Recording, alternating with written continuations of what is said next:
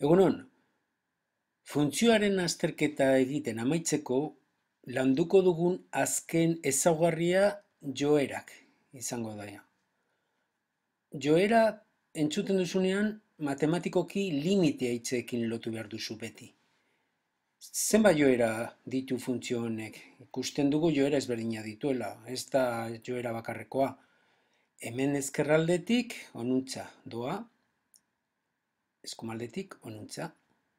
Lerro edo marra hau jarritzen badugu, honuntza doa, baina eskumaldetik honuntza.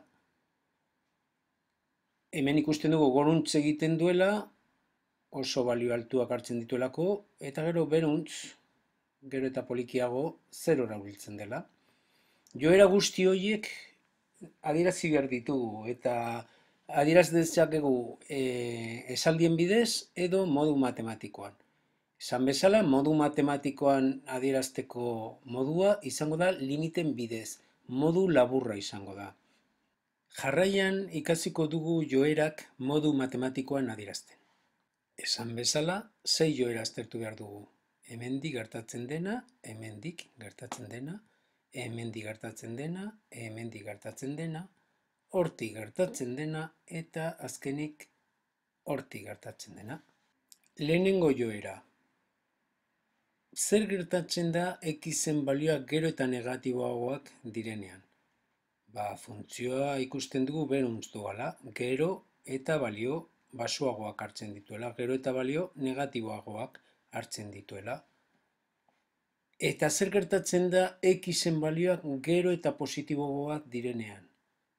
Funtzioaren balioak gero eta positiboagoak direnean, ikusten dugun bezala, jeisten direla hasieran oso azkar, baina gero, bukaeran poliki-poliki, badoaz jeisten, eta 0 altuerara hurbiltzen dira.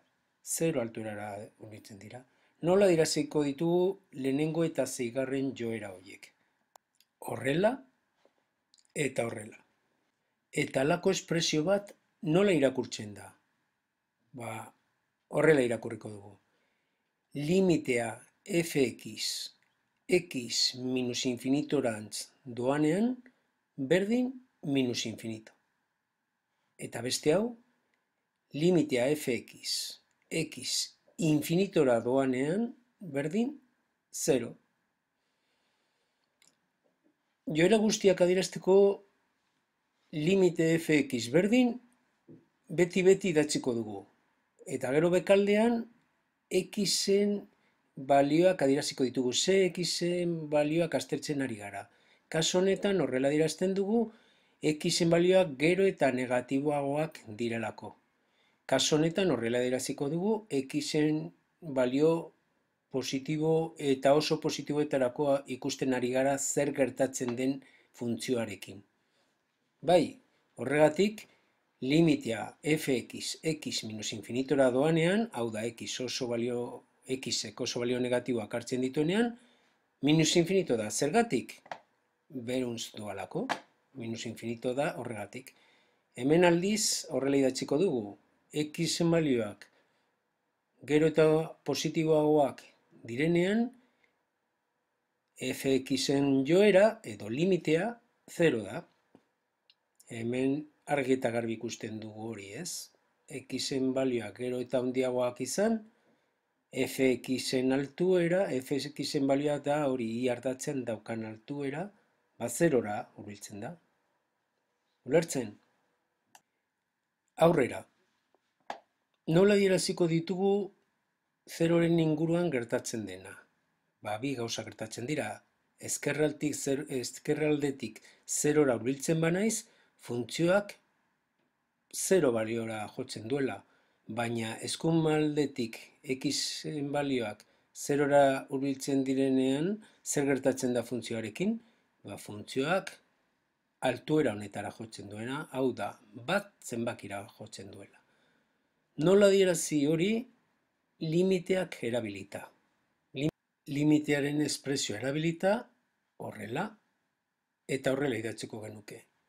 Hau da, limitea fx, x-en balioak 0ren ezkerraldetik hurbiltzen ari direla adierazteko, hemen minus bat jartzen dugu. Hurbiltzen garenean, funtzioaren balioak nora jotzen du? Zerora. Hemen ikusten dugun bezalaxe. Eta hemendik eskumaldetik zeroren inguruan gertatzen dena nola dirazi? Horrela. Limitea x zeroren eskumaldetik hurbiltzean fx berdin bat dela adiraziko dugu.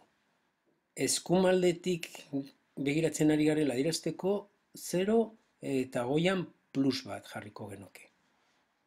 Bukatzeko azken bi joera hauek.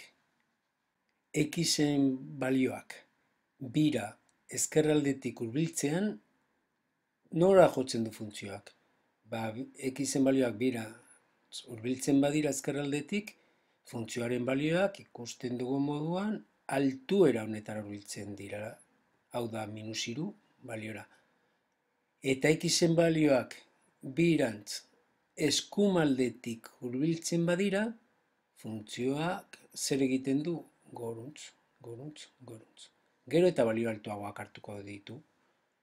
Bi joera hauek limiteak erabilita horrela eta horrela adieraziko genituzke. Lehenengo joera, xen balioan biraen ezkerraldetik hurbiltzen denean, horrela idatziko genuke, limitea xen balioak biren ezkerraldetik hurbiltzean, fxek nora jotzen du? -3. Hemen ikusten dugun bezalaxe. Eta bosgarren joera hau nola diraziko genuke? Hemen daukagun bezala.